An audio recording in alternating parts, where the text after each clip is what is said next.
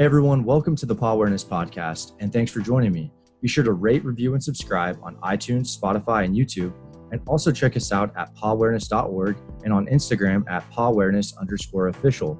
On Instagram, we are doing submissions for Pet of the Week, where you can submit your foster pet, and we'll pick one winner every month, and we'll give $200 to their choice of charity or foster.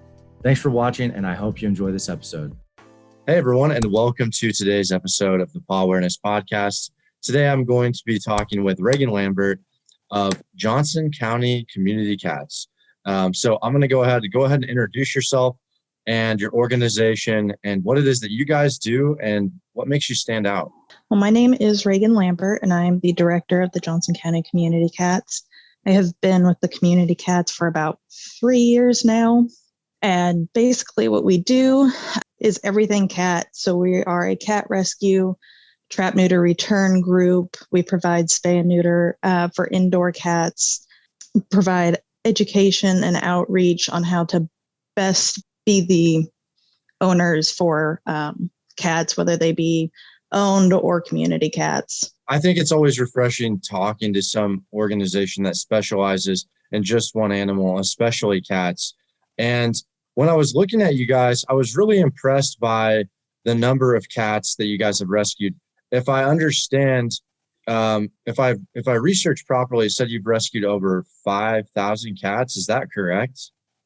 Yeah, so we have spayed and neutered over 5,000 cats, placed hundreds of cats up for adoption, and every cat that we adopt out is obviously spayed and neutered. So we really take a lot of pride in how many cats we've actually fixed. And where are you guys located, and what's that scope like? Like, what's the vicinity and where you're getting your cats from that you're helping? What area are you helping out? So we're actually located in Franklin, Indiana. So it's Johnson County, Indiana, and in Franklin and Johnson County, we don't have too much in the way of low cost spay and neuter. So a lot of our clients are just individuals who can't necessarily afford to fix cats. We get a lot of community cats or owned cats from a lot of different trailer parks surrounding Johnson County. We have quite a few here. So that's where we get a lot of our community cats. And then obviously community cats in just different neighborhoods all over the place. Okay, that makes sense. And I feel like every area, I've talked with people kind of all over the country, and I feel like every area kind of has their own obstacles. So, few years that you've been with Johnson County Community Cats, what are some common issues and problems that you guys see on a daily, weekly, monthly basis? The biggest issue we see is a lack of resources. So like I said, in Johnson County, we don't really have access to low-cost spay and neuter or low-cost veterinary care. We always have to go up to Marion County, which is the Indianapolis area, for all of that. And a lot of people in Johnson County either can't afford to go there or they don't know that it exists. So a lot of it is the lack of resources along with the lack of education. A lot of people just don't know that their cat should be spayed and neutered. They don't know that their cats should get yearly vaccinations. They don't know that their cats should see a vet. And they generally just don't know what it is to be a responsible pet owner. You're right. There are these responsibilities that, when you get a pet, it's, maybe you just don't know about, right? And so what would I'm interested to know what your advice is on this, but what's your advice on, cat vet visits, right? Is that like a yearly thing? Obviously probably age range plays into it too, maybe. Like, what's your advice on that? Yeah. So whenever we do an adoption, we always recommend that somebody takes that cat to the vet to get it established with a veterinarian. That way, in the event that there's an emergency or anything, the vet knows what's normal for that cat and can address any of those issues. For somebody who's just found a cat, we always recommend you go to the vet, obviously get it fixed, get it vaccinated, And then we typically recommend yearly vet visits for younger cats, or problem visits if it's necessary. And then for older cats or cats with special needs, we recommend, twice a year or whatever your vet recommends that you do. That's good advice. Yeah, like all cats are not the same, and whether the age is heavily dependent and the lifestyle of that cat as well. And let's say I live on a farm, right? And I've noticed a family of cats. What does that look like from A to Z if they contact your organization, right? Like how does that process work? Do you help them actually trap the cats? Is someone from your organization trapping the cats themselves? Are you providing the education? What does that kind of look like if I were to contact you guys for that particular problem? Yeah, so we typically, how it works for us is because we have a wait list, we would have somebody fill out a help request. And then as soon as we have the opportunity, whether that be appointments or availability, we do offer to trap the cats for them. If they're pretty confident that they can trap the cats themselves, then we will go ahead and loan out live traps for them. Or if they're friendly cats and they just need to be able to pick them up and put them in a carrier, we do offer carriers for them to borrow as well. And a lot of times they will ask us to go out and trap. So we'll go out there and we'll trap the cats for them. And then we bring them back to our facility. Then we usually transport them up to a low-cost spay and neuter clinic. They get fixed, and then we typically bring them back or have them pick them up. I mean, just from talking with you about that, it kind of sounds like there's this wait list or something. So it sounds like there's a lot of cats that need trapped and neutered, right? Is that what I'm understanding? Oh, yeah. Area? Yeah, it's just, there's okay. A lot. That's what I was okay, that makes sense. What are some things that you guys plan on implementing? I get it. You're doing all you can. And, especially with this last year, it was kind of threw us all through a loophole. What are some things your organization is doing to kind of counter that, right? Like, I feel like there's two different ways businesses and organizations can go. It's like you can either expand or like double down on what you're already doing and making it more efficient, right? Like, what's that like for you guys? What's the plan there? So for us, a couple of years ago, we started doing outreach, because one of the things that we really want to focus on is going out to the people. A lot of people don't know that they can come to us. They don't know that the resources are there. So the big thing that we focus on and want to continue focusing on is outreach. And this year, we weren't able to do it so much last year because of COVID and everything. But this year, we're really focusing on going to areas where we know there's more cats and more need, going to them, giving them the resources, educating them, helping them to get their community cats and their own cats fixed and vaccinated, and just giving them the resources. If they need food, we give them food. If they need litter, we can give them litter. All the things that they need to be able to be responsible pet owners, but they may not necessarily be able to get themselves. So really, one of our biggest focuses, and something that we want to continue to really heavily focus on, is the outreach and the education.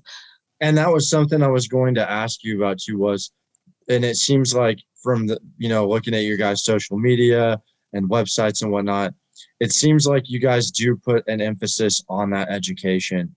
And, I do think it is common for people not to even know about that, right? And how do you, and maybe this varies from community to community, but like, what does that look like when you're actually on a daily basis reaching out to, communities and stuff? Are you like, holding classes, or do you have like online material, videos? Like, what is that? Is it like people going out and, kind of holding these like socially distanced events or something? What does that actually look like, the education standpoint from you guys? So we try to have educational things on our social media or on our website, so that people are online, they can see it. But our biggest thing is we typically will have an outreach day. So we will go to a community, whether we had a caretaker there and we happened to know there was a lot of cats, or our local animal control contacts us and are like, hey, this area really needs help, then we will do a community day where we just go out there and we'll have a certain amount of volunteers and we'll just go door to door. We leave educational material if nobody's home. If they answer the door, we'll talk to them, kind of ask them, like, do you have any animals? Have you seen any cats around here? What can we do to help you? I think that's fantastic. And you guys are on the ground floor doing that. And this is something I've talked with a few trap neuter return people on the podcast, throughout America. And this is something I've never really asked before that I'm really interested in your input on. Do you think we ever, like, let's say fast forward 100 years, right? It's kind of a big question, but do you think we ever get ahead of cat population? Like, do you think we ever kind of like nip it in the butt where everything is taken care of? Or do you think this is going to be an ongoing thing forever, right? I mean, what do you see on your end? I think we can put an end to the cat overpopulation if we do it right. And doing it right is adding that education, because if we go out there and we just do TNR, we just trap the cats, but we're not communicating with the community, if we're not expressing what we need to do to continue spaying and neutering or continue to educate our public, then we're not going to get ahead. But I think if we do that, I think if we really focus on the education part of it as well, I think we can get ahead. And I don't think in my lifetime, unfortunately, we'll see it, but I do have hope that in the future, with the proper education, somebody else, whoever takes my spot, might be able to see it. Yeah, that's such a good point too, because it's like, it's kind of like the teach a man to give a man a fish, teach a man to fish analogy, where it's like, you can take all the cats away, but like if the community doesn't, know how to handle the problem, because it's never going to go away. At the end of the day, it doesn't matter how many great organizations like you guys are out there. It's not really, the problem won't ever go away. So I think that's amazing that you guys are, you're emphasizing the education and you're on the ground floor doing that. Yeah, that's so cool. And interesting to know your input on that as well. Now, what are some, I guess, where do you see, at least in Indiana, right, in the next 5 years, what are some things that you see happening and that you guys want to work on for your organization? I guess, where are you kind of headed? I see us doing more education, more outreach.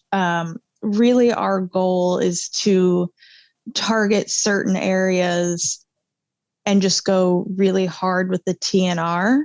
Because I think for TNR to be successful, you need to get at least 75 to 80% of the cats to actually really make a difference. So for us to focus on certain areas and do targeted TNR is one of the big things for us. And there's still so many counties around us that don't have TNR. They have so many cats. They don't have TNR ordinances. They don't have city officials who are really interested in establishing a TNR program. So for that, we would love to be part of educating other counties, of showing them this is what we do, this is how it works, and this is what it can do for you. Yeah. And I mean, just like you're right, like getting even just a few local government officials behind it could make a big difference. And maybe, I guess I'm not really aware of what that's like, or how many, counties have that kind of set up, but that's fantastic that your vision is headed in that direction. That's really cool. So do you guys only take local volunteers? Like, do you guys have, are you guys having people outside of your area And if so, if not, I mean, how can people even get in touch with you anyway if they feel like they want to help? We take volunteers from surrounding counties. Because of COVID, obviously, we haven't been able to do as much with volunteers just for the sake of the volunteers that we do currently have with us.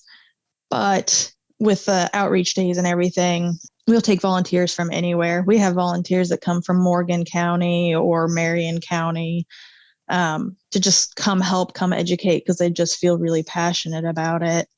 And then anybody who wants to help in one way or another, typically they will email us. Sometimes they'll send us a Facebook message, and then we try to best match them with what they want to do and what we think that they can help the most with.